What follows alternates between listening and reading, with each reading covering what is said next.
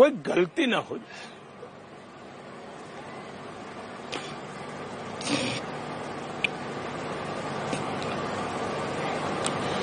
दूसरा, मेरे मन में भाव रहता है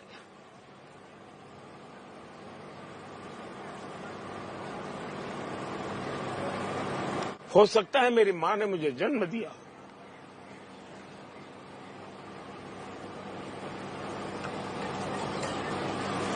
देखिए इसको क्या कहूंगा मैं। दोस्तों नमस्कार, मेरा नाम है जितेंद्र कुमार।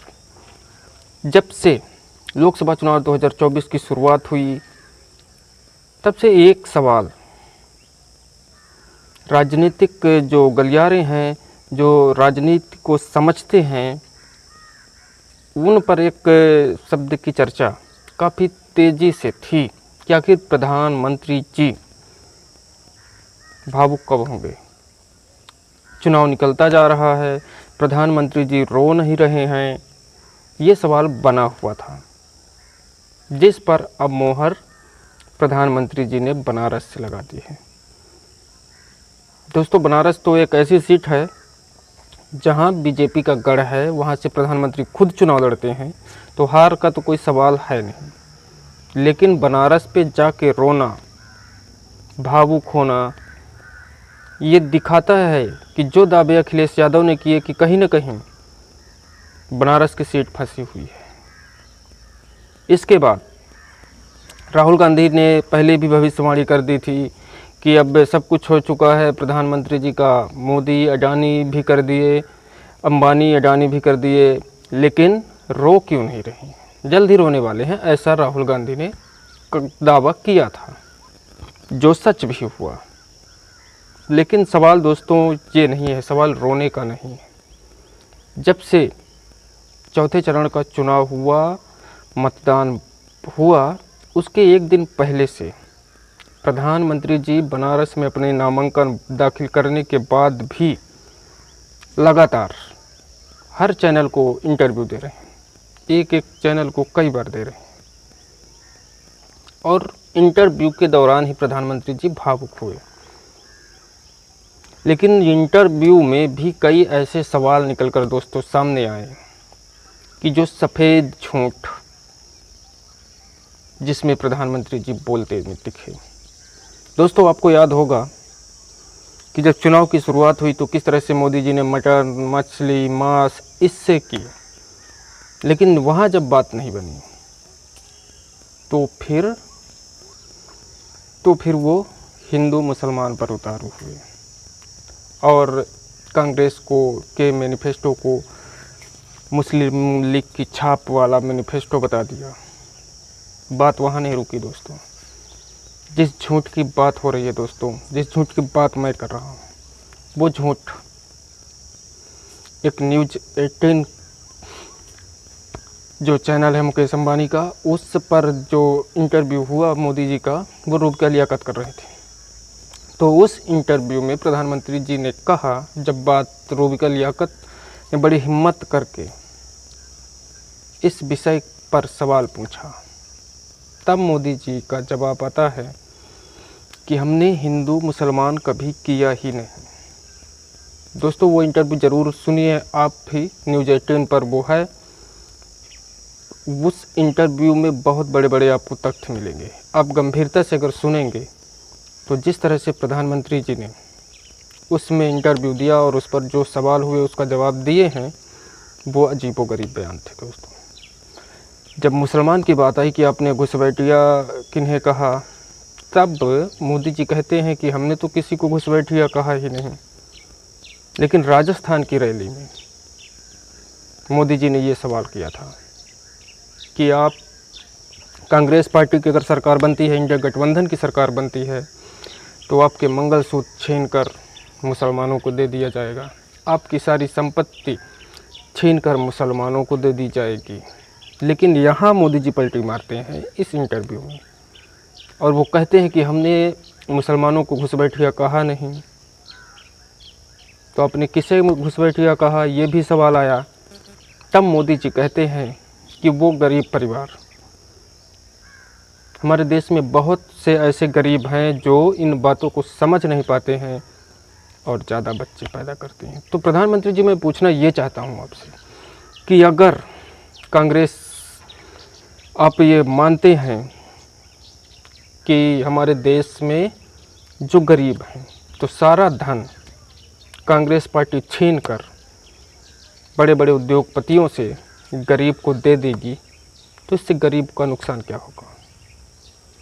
और दूसरा सवाल इसमें ये भी उठता है दोस्तों कि फिर मोदी जी ज़रा बताइए कि आपने गरीबों का अपमान किया है कि नहीं किया?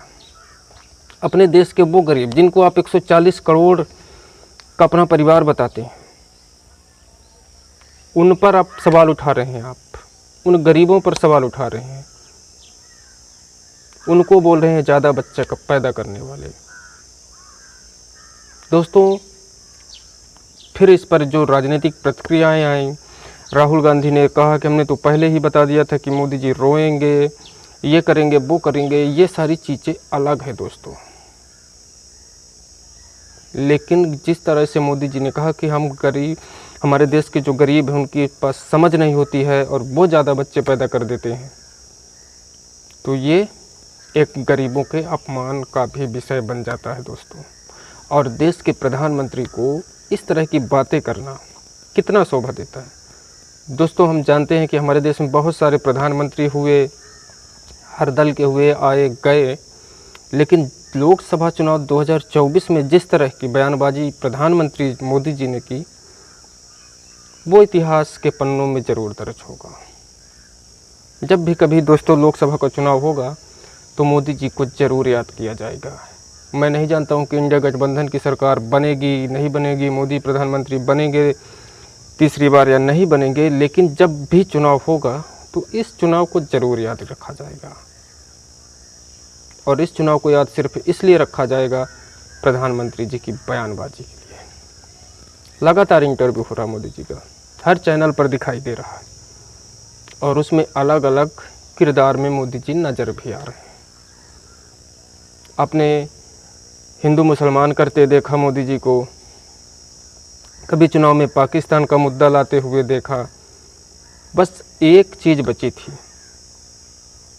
जो प्रधानमंत्री जी ने इस चौथे चरण की वोटिंग के बाद अपने नामांकन के दरमियान, उसके एक दिन पहले या एक दिन बाद जो बात बोली, वो आश्चर्यचकित है दोस्तों।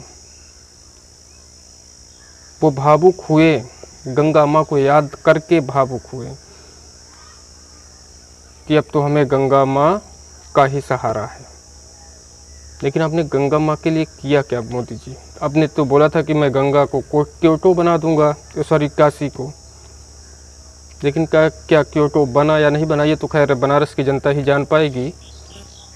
लेकिन जिस तरह से अपने नारी शक्ति, गंगा मैया को नारी शक्ति बोलते हैं, नारी शक्ति यानी नारी बताते हैं, तो नारी का अपमान जिस तरह से आपके पार्टी में हुआ है दोस्तों, ये किसी से छुपा नहीं।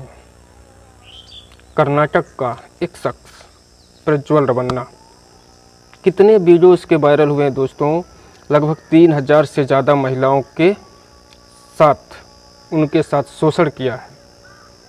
फिर उसी व्यक्ति के लिए आप वोट मांगते हैं, चुनाव प्रचार करते हैं, और फिर आपकी सरकार रहते हुए इस तरह की हरकत करने के बावजूद, इतने घिनौने कांड करने के बावजूद, वो व्यक्ति आसानी से देश छोड़कर चला जाता है। कहाँ गया नारी शक्ति का सम्मान?